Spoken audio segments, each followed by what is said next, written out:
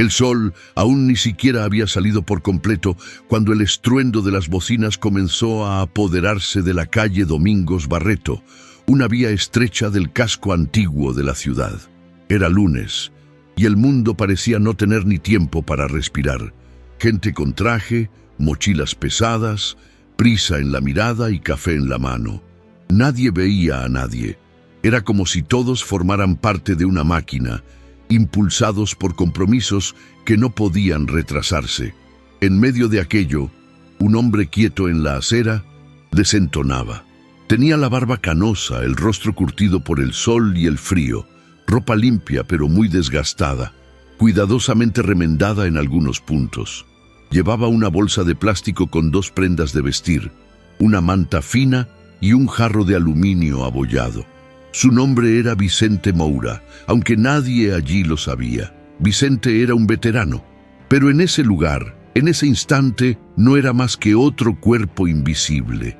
Dormía bajo la marquesina de la antigua relojería, cerrada desde hacía años, y se levantaba cada día antes de las 7.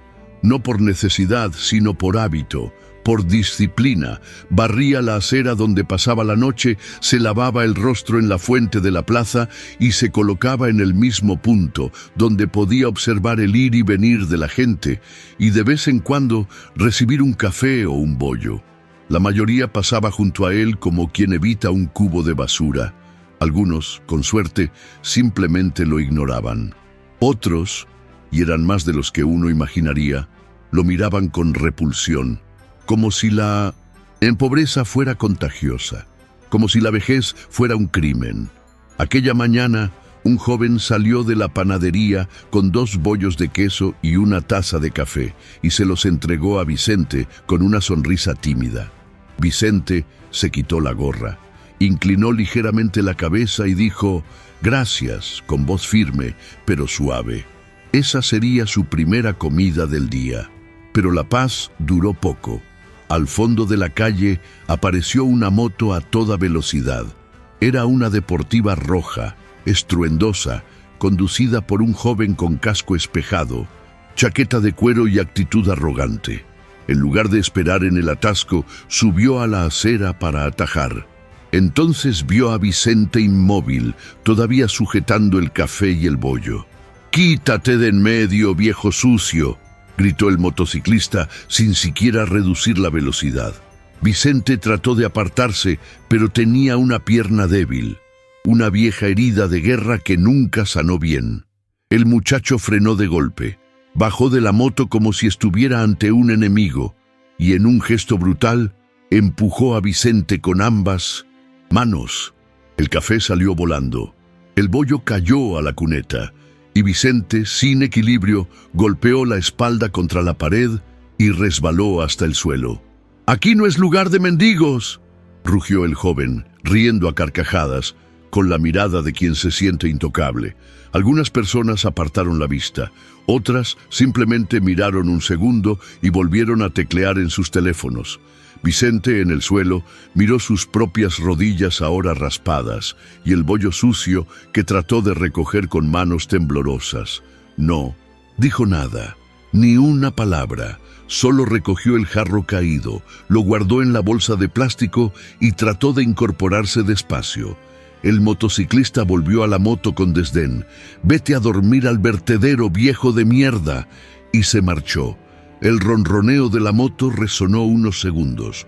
Después solo quedó el silencio. Vicente se sentó en el bordillo, respirando hondo. No había rabia en su mirada, solo el cansancio de quien ya ha conocido lo peor del mundo, y ahora conocía su desprecio. Pero lo que el motociclista no sabía era que 7 minutos después toda la calle cambiaría de tono. Y todos los que presenciaron aquello en silencio jamás olvidarían lo que estaban a punto de ver. Vicente Moura nació en las colinas de León, al norte de España, en una aldea pequeña donde las estaciones marcaban aún el ritmo de la vida. Su padre era pastor de ovejas y su madre, mujer de pocas palabras, cosía para las familias vecinas a cambio de leche, pan y silencio. Desde niño, Vicente aprendió a levantarse antes del sol, cuidaba el campo, ayudaba a los vecinos y cuando podía subía al cerro más alto de la región para ver el llano encenderse con la luz dorada de la mañana. Ese silencio puro de la infancia forjó su alma. A los 18 años ingresó en el ejército español. No fue por necesidad, sino por convicción. Soñaba con servir, con llevar algo más grande que su propio nombre. El uniforme lo transformó. Pasó por Zaragoza, Cáceres y luego fue destinado a misiones internacionales. Kosovo, Líbano, Malí. Conoció el desierto, las ruinas y el dolor. Era un soldado firme, silencioso. Nunca buscó ascensos. Prefería estar junto a sus compañeros, con las botas cubiertas de tierra, antes que detrás de un escritorio. Le apodaban el viejo roble, porque parecía inquebrantable. Su nombre figuraba en informes de valor. En 2006, en un poblado aislado del Sahel, rescató a 3 colegas bajo fuego enemigo. Recibió un balazo en el muslo, pero continuó avanzando hasta el punto de evacuación. Obtuvo medallas, pero nunca habló de ellas.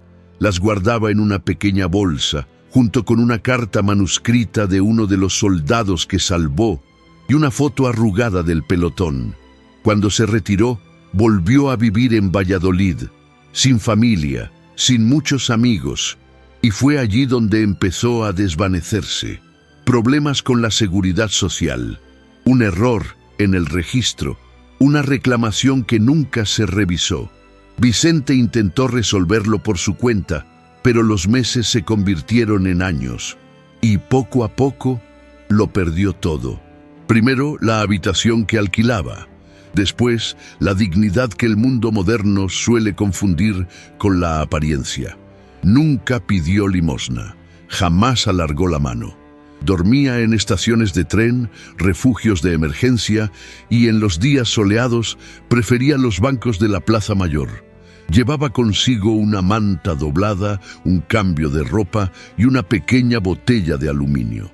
Siempre afeitado, siempre limpio, al menos en la medida de lo posible. Aquella mañana de la agresión, Vicente tenía la rodilla dolorida, herida antigua de la misión en el desierto que se reactivaba cuando el frío aumentaba. Aún así, se levantó como cada día, barrió el lugar donde había dormido con una rama seca y caminó hasta la panadería de la esquina. Recibió un café caliente y un bollo de la dependienta, que lo conocía solo como el señor tranquilo. Agradeció con un gesto de cabeza. Se sentó discretamente y comenzó a comer despacio, casi con reverencia.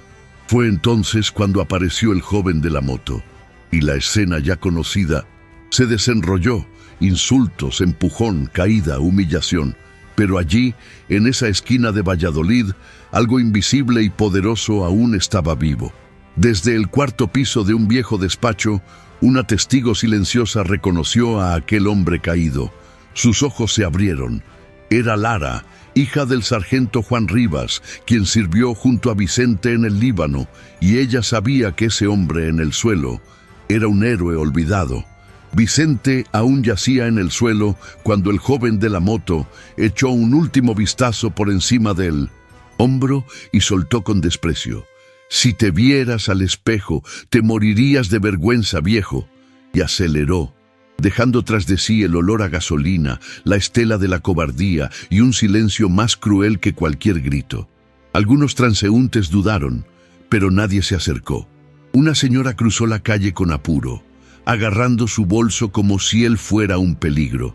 Una pareja miró un segundo, luego apartó la vista y siguió conversando sobre sus próximas vacaciones. Vicente no intentó levantarse de inmediato. Permaneció sentado, con la rodilla sangrando despacio bajo el pantalón. Recogió el bollo caído y lo limpió con un trozo de papel que sacó del bolsillo. Guardó el café derramado en un gesto simbólico, como quien se niega a desperdiciar hasta la dignidad caída. Con esfuerzo, apoyado en un banco de la plaza, se levantó, mareado, pero erguido, herido, pero no vencido. Ajustó la gorra, se limpió el rostro con las manos y respiró hondo. Desde el cuarto piso, Lara observaba con la mirada fija en la escena. No era solo compasión, era un reconocimiento inmediato, como quien ve un rostro sagrado en medio de la multitud. Bajó las escaleras sin pensarlo, con pasos apresurados, la carpeta con los documentos de su padre apretada contra el pecho. Recordaba las historias que su padre contaba con voz quebrada, cómo Vicente le salvó de un ataque sorpresa en una aldea del sur del Líbano, cómo cargó con 3 soldados en estado crítico hasta la base, aún estando herido. Si algún día muero primero, decía él, búscame a Vicente. Es de piedra y de honor. Al llegar a la calle, Lara vio a Vicente caminando despacio hacia la fuente de la plaza. Se lavó el rostro con agua fresca, humedeció un pañuelo y se lo pasó por la rodilla. Estaba solo, rodeado de miradas más duras que 1000 insultos, pero ella no dudó. «Señor Moura». Él se volvió despacio. Sus ojos estaban llenos de emoción contenida, los de ella aguados. «¿Usted sirvió con Juan Rivas en Tiro?». Vicente pareció tardar un segundo en creer lo que había oído. Luego asintió con la cabeza. «Mi padre decía que usted era el hombre más justo que conoció». Vicente desvió la mirada, desconcertado. «Murió hace 2 años, pero siempre decía que si el mundo estuviera lleno de Mouras, no habría guerras». Vicente no respondió, pero sus ojos, por primera vez en mucho tiempo, parecieron brillar. Lara sacó el móvil con manos firmes. Llamó a alguien. «Comandante, habla Lara Rivas». «Sí, hija del sargento. Necesito que envíe una patrulla a la Plaza de las Flores». «El señor Vicente Moura está aquí. Lo han agredido, está herido, y el ejército le debe una». Al otro lado de la línea hubo un silencio absoluto. Segundos después, ella colgó. Vicente, incrédulo, preguntó, «¿Qué has hecho?». Lara respondió sencillamente, «He llamado a quien tenía que haber venido hace años». Fueron los 7 minutos más largos de la mañana. Vicente permaneció sentado en un banco de piedra a la sombra de un antiguo árbol, con el pañuelo atado a la rodilla y la mirada fija en la acera donde derramó su café. Lara se mantuvo junto a él de pie, como una guardiana. No hablaban, solo esperaban. A lo lejos, un sonido distinto cortó el aire cargado de la ciudad. No era la sirena de una ambulancia, no eran coches de policía, era el rugido solemne de motores diésel pesados, y en un instante la calle cayó.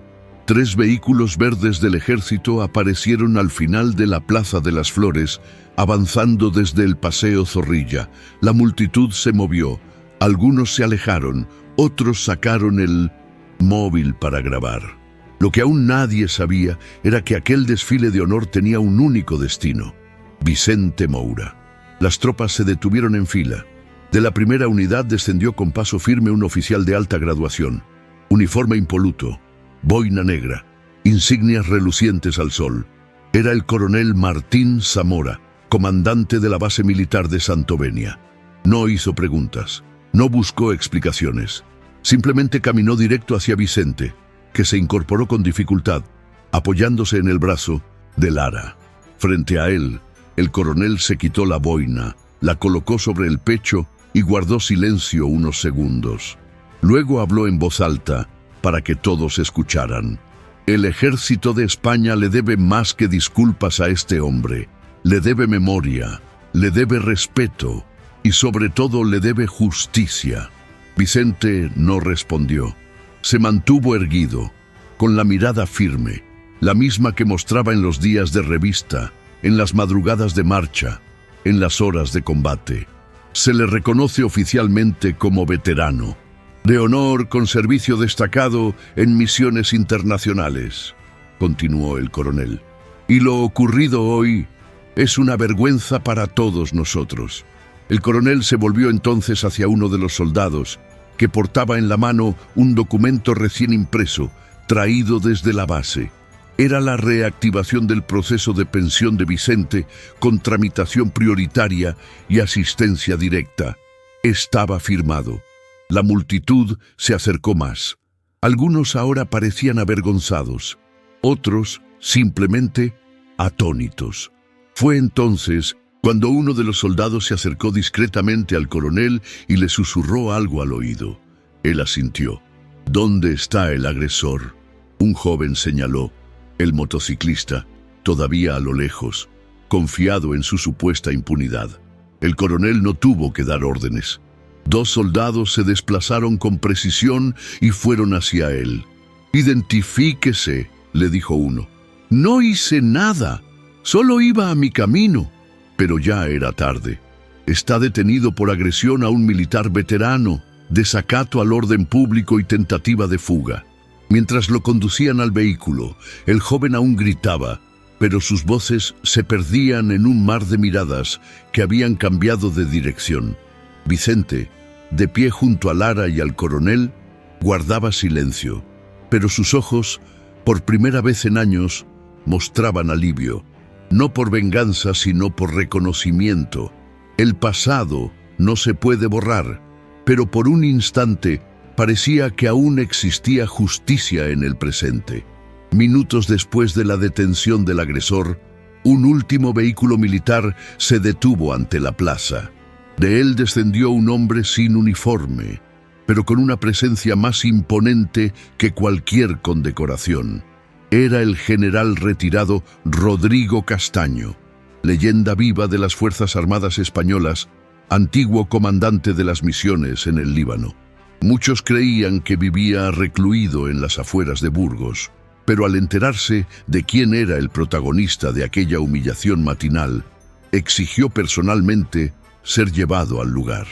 Al ver a Vicente, el general se detuvo un instante, como si estuviera ante un hermano de armas resurgido del tiempo.